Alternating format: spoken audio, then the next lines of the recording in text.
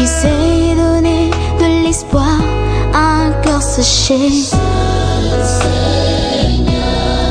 Celui qui sait penser un cœur rempli de plaies. Nous devons nous référer dans ce que les apôtres ont fait. Parce que si quelqu'un vient annoncer un message qui est contraire à celui que Paul, à celui que Pierre, à celui que Jean, à celui que Jacques a annoncé, Paul a dit qu'il soit anathème. Donc aujourd'hui, nous interpellons tout le peuple, tout le monde à examiner les Écritures afin de voir si tout ce que les hommes de Dieu enseignent est scripturaire ou est formel. Qui vient et qui sera, c'est lui qui peut changer un cœur de pierre en cœur de chair. C'est pour cela, avant le mariage, nous ne devons pas aller vers la femme. Il faut qu'après le mariage, on consomme le mariage maintenant par les relations sexuelles. Le cri d'un cœur dans l'agonie. Celui seul qui a coupé les liens qui m'enchaînaient. Autrefois, il est. Bonsoir, chers téléspectateurs, chers messieurs, chères dames, chers frères, chères sœurs, dans le Seigneur. Merci de nous recevoir chez vous pour une nouvelle émission, l'Évangile apostolique. Je suis le frère Olivier Mayombo. Je suis accompagné de mon frère Parfait Kofi qui est à ma gauche. Bonsoir frère Parfait. Bonsoir frère Olivier. Voilà une nouvelle émission Évangile apostolique qui émettra tous les mercredis à pareille heure et qui sera rediffusée tout au long de la semaine. C'est une émission qui a pour vocation enseigner la parole de Dieu et lancer un appel, l'appel des Bérets, selon Acte 17, 11, qui appelle tous les chrétiens, tous les hommes de Dieu à examiner, à scruter les Écritures pour voir si ce qu'on enseigne est exact. Et nous allons commencer par définir le mot évangile. C'est quoi évangile? Évangile, littéralement, ce sont les quatre premiers livres du Nouveau Testament, donc Matthieu, Marc, Luc et Jean, qui relatent la vie de notre Seigneur Jésus, comment il a vécu sur la terre. Et nous nous rendons compte que c'est lui qui a donné la définition plus ou moins appropriée. C'est notre apôtre, l'apôtre des nations, l'apôtre des païens, en l'occurrence notre bien-aimé Paul, qui a dit dans Romains 1 au verset 16 que l'évangile est la puissance de Dieu pour le salut de quiconque croit. Mais nous avons dit que littéralement, évangile, c'est la bonne nouvelle aussi. La bonne nouvelle, pourquoi bonne nouvelle? Parce que l'humanité était déchue, l'humanité était dans le péché, et il fallait une bonne nouvelle pour pouvoir apaiser, pour pouvoir rafraîchir le cœur de l'homme, l'homme qui était éloigné de la face de Dieu de par le péché.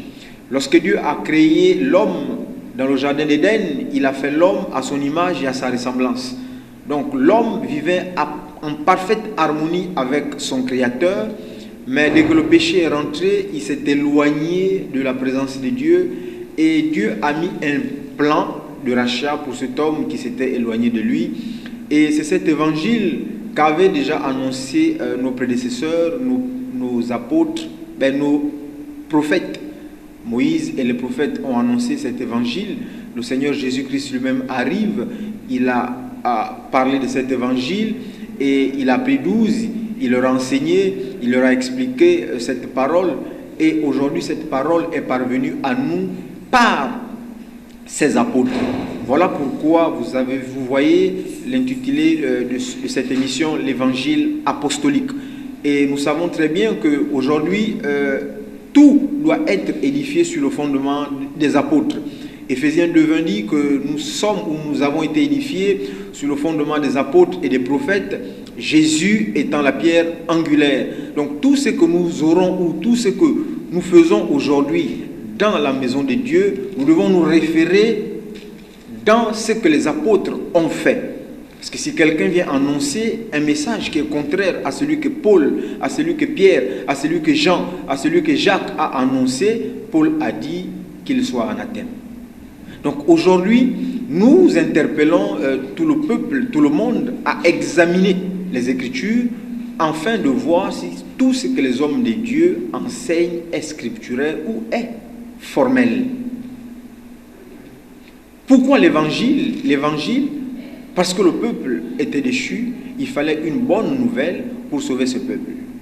Et nous voyons que depuis Genèse, l'évangile était déjà annoncé, mais sous une forme voilée. Nous voyons, même avec notre père Abraham, Dieu lui fait la promesse d'avoir un fils, son fils unique, et lui demande de sacrifier cet enfant en la personne d'Isaac. C'était l'image déjà de Jésus qui allait mourir à la croix pour nous racheter de notre vaine manière de marcher.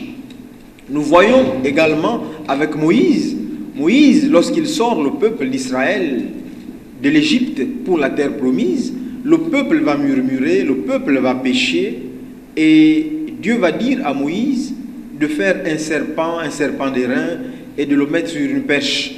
Et quiconque regarderait ce serpent d'airain serait guéri de la morsure du serpent. C'était déjà l'image de notre Seigneur qui devait venir à la croix de Golgotha pour nous sauver, selon Jean 3 au verset 16. Et le passage que nous donnons, c'est Nombre 21, du premier verset jusqu'au verset 9. Là où Dieu a dit à Moïse de faire des serpents d'airain pour sauver l'humanité. Mais aujourd'hui également, notre serpent d'airain, c'est notre Seigneur Jésus qui est monté à la croix de Golgotha pour nous racheter de notre vaine manière de marcher. Et aujourd'hui, nous interpellons tout le peuple de Dieu à regarder, pas à un homme, mais de regarder à ce Jésus qui est venu donner sa vie pour nous. Parce que c'est lui le sauveur de l'humanité, et quiconque invoque son nom est sauvé. Mais qu'est-ce que nous constatons aujourd'hui? Nous constatons que l'évangile aujourd'hui de Jésus, relayé par nos apôtres, a été falsifié ou dilué. Parce que le message qui est prêché, ce n'est plus le message de la croix. Parce que nous avons dit que ce Jésus était annoncé depuis, dans l'ombre. Ce Jésus est venu mourir à la croix pour nous. Et Paul va dire dans 1 Corinthiens 2 au verset 2 qu'il a une seule pensée, c'est celle de savoir Jésus-Christ, mais Jésus-Christ crucifié. C'est-à-dire c'est Jésus qui est venu crucifier sa chair, qui est venu donner sa vie pour nous. Mais nous nous rendons compte que le Jésus qui est prêché, c'est un autre Jésus. Un Jésus qui donne le mariage, un Jésus qui donne la prospérité, un Jésus qui donne tout ce qui plaît à la chair. Mais ça, c'est notre Jésus. Le Jésus de nos apôtres, c'est le Jésus qui est venu sauver le peuple de l'humanité. Et c'est ce Jésus-là que nous venons présenter à l'humanité. C'est ce Jésus que nous venons présenter au peuple gabonais, parce que c'est ce Jésus qui est mort pour toute l'humanité. Voilà d'entrée de jeu l'évangile apostolique, l'évangile que nous annonçons, et tout au long de ce mois, Dieu voulant, nous allons nous entretenir par rapport à cet évangile apostolique, par rapport à la doctrine des apôtres, la doctrine de Christ, la sainte doctrine. Est-ce qu'aujourd'hui on marche encore selon la doctrine de Christ, ou aujourd'hui il y a d'autres doctrines qui sont véhiculées?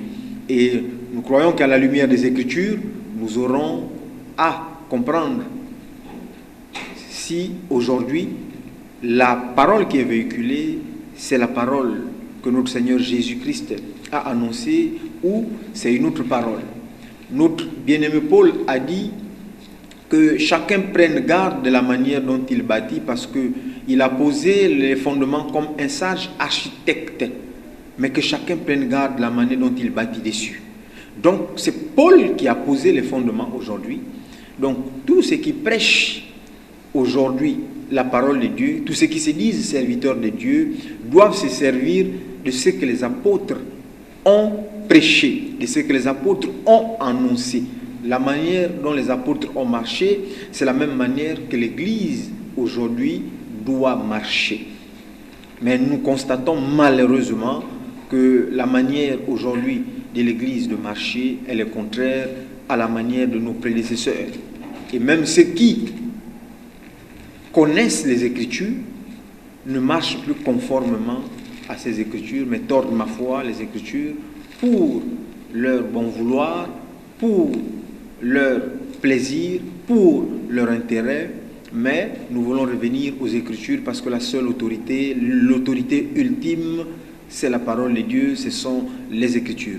Je ne vais pas monopoliser la parole, je vais aussi la passer à mon frère qui a quelque chose aussi à dire par rapport à cette émission d'introduction de notre évangile apostolique, l'évangile de nos prédécesseurs, l'évangile de nos frères qui nous ont précédés dans la foi, parce que si Jésus ou si Pierre, Paul revenaient aujourd'hui, je crois qu'ils auraient du mal à accepter que là, c'est l'Église du Seigneur avec tout ce qui se passe aujourd'hui. Donc, je vais passer la parole à mon frère parfait qui a quelque chose à dire par rapport à notre émission. Merci frère Fouillé, que Dieu vous bénisse. Merci. Chers téléspectateurs, chers enfants de Dieu, ceux qui sont les amoureux de la parole de Dieu, vous tous qui avez le goût d'entendre la parole de Dieu, que Dieu vous bénisse. La Bible dit que dans le désert, les enfants d'Israël avaient le dégoût de la manne. Et s'ils ont le dégoût de la manne, automatiquement on sait qu'il y a apostasie, l'abandon de la foi. Je sais actuellement qu'il y a beaucoup qui s'apprêtent pour les boîtes de nuit, qu'il y a beaucoup qui s'apprêtent pour les bars parce que c'est le week-end. Nonobstant, on sait que Jésus revient, mais pour chercher une église sans tache, sans ride et rien de semblable. Et ce soir, vous avez eu le privilège d'entendre encore la parole de Dieu parce que le Seigneur a dit « Malheur à toute sentinelle qui ne sonne pas de la trompette. S'il ne sonne pas de la trompette et que le peuple meurt, le sang du peuple retombera sur lui. Mais s'il sonne de la trompette et que le peuple ne prend pas garde, alors le peuple portera le poids de son péché. » C'est pourquoi ce soir, vu tout ce qui se passe, vos bien-aimés dans le Seigneur veulent partager la parole de Dieu avec vous. Quelle parole? La bonne nouvelle, l'évangile que Pierre a prêché, que Paul a prêché, que Jacques a prêché, que Philippe a prêché. Parce qu'on ne peut pas se détourner de la parole de ces apôtres. Et quand nous vous parlons, on ne peut pas parler de nous-mêmes, on doit parler de Jésus-Christ de Nazareth, le seul qui est mort à la croix de Golgotha. C'est pourquoi Paul, dans 2 Corinthiens 3, au verset 11, nous a dit quelque chose. Nous allons lire les Écritures. 2 Corinthiens 3, verset 11. 2 Corinthiens 3, au verset 11, la Bible dit ceci. En effet, si ce qui était passager a été glorieux, ce qui est permanent est bien plus glorieux. Amen. Amen. Si tout le monde connaît l'histoire de Moïse, les musulmans, les bouddhistes, les bouddhas, ils savent que Moïse est un prophète de Dieu, mais le Seigneur a dit que pour lui c'est passager. Mais lui, le créateur des cieux et de la terre, a pris une chair, il est venu au milieu de nous pour montrer la voie à suivre. Il a confié la mission à ces apôtres. Et il les a dit, allez, faites des nations mes disciples, et non les disciples d'un prophète, et non les disciples d'un pasteur, et non les disciples d'un docteur, mais les disciples de Christ. Selon la parole de Dieu, Jésus a dit à ses apôtres, allez et faites des nations mes disciples, parce que c'est lui qui est venu sur la terre et il est mort à la croix pour nous. Et quand il a confié cette mission aux apôtres, il a prié pour eux. Dans le livre de Jean 15, au verset 20, il a dit, si je prie pour vous, je prie aussi pour ceux qui croiront en moi à travers vos paroles, à travers la parole des apôtres. Jean 17, 20, il a dit dans sa parole, il a dit, quiconque croit à la parole de Paul, quiconque croit à la parole de Pierre, quiconque croit à la parole de Jacques, je prie aussi pour eux. Alors lui, frère Olivier, il a dit, baptisez-les au nom du Père, du Fils et du Saint-Esprit.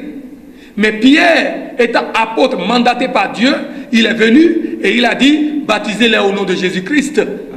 Et aujourd'hui, chacun de nous doit écouter la voix des apôtres. Car Paul a bien précisé dans le livre d'Éphésiens 2, au verset 20, nous sommes édifiés sur le fondement des apôtres. Et Jésus-Christ aussi étant la pierre angulaire.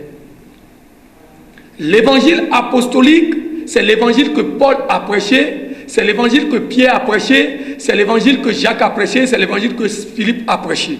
Et quiconque qui dit qu'il est envoyé par Dieu en ces temps de la fin, qui ne prêche pas le message de Paul, qui ne prêche pas le message de Pierre, est hors de la volonté de Dieu. Amen. C'est pourquoi ce soir, vous allez voir sur votre télévision, post-téléviseur, on a écrit évangile apostolique.